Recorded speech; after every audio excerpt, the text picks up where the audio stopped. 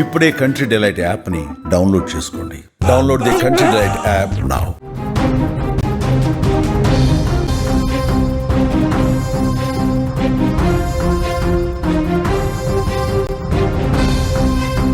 IPhone status సింబల్గా మారిపోయింది. ముఖ్యంగా యువత ఐఫోన్ అంటే పడి చచ్చిపోతున్నారు. ఆర్థిక పరిస్థితులు అంతంత మాత్రంగానే ఉన్న ఐఫోన్ కొనేందుకు మాత్రం వెనుకాడడం లేదు.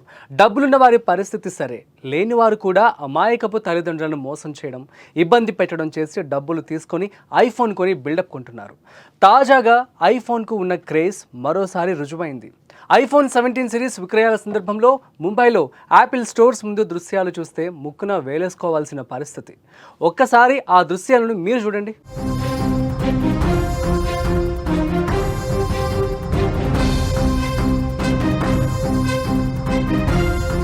సెప్టెంబర్ 9న యాపిల్ తన ఐఫోన్ 17 సిరీస్లో భాగంగా ఐఫోన్ 17, ఐఫోన్ 8తో పాటు టాప్ మోడల్స్ అయిన ఐఫోన్ 17 ప్రో, ప్రో మ్యాక్స్లను విడుదల చేసిన సంగతి తెలిసిందే.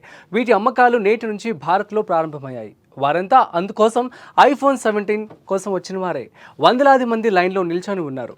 అర్ధరాత్రి నుంచి స్టోర్ ముందు పడిగాపులు కాశారు. ఈ సందర్భంగా తోపులాట జరిగి ఒకరిపై ఒకరు నెట్టుకోవడం, ఘర్షణ పడ్డం కూడా కనిపించింది.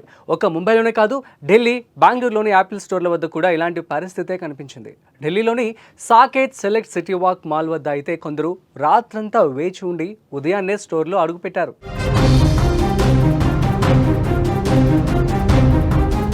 మన దేశంలో సెలబ్రిటీలు, పెద్ద పెద్ద వ్యక్తులు, సినిమా తారలు, క్రికెటర్లు ఐఫోన్లు కొనుగోలు చేస్తుంటారు. వారి స్థాయికి ఐఫోన్ ధర పెద్ద కష్టం కాదు.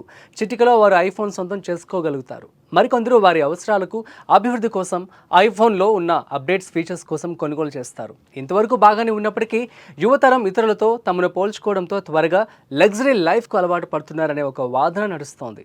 ఐఫోన్ వాడడం, తన ఉపయోగం తెలియని వారు కూడా తన వద్ద అది ఉండాలనే కోరిక బలంగా కనిపిస్తోంది. ఐఫోన్ కొనుగోలు చేసిన తర్వాత ప్రపంచాన్ని జయించేంత గొప్పగా యువత ఫీల్ అవుతూ ఉంటారు.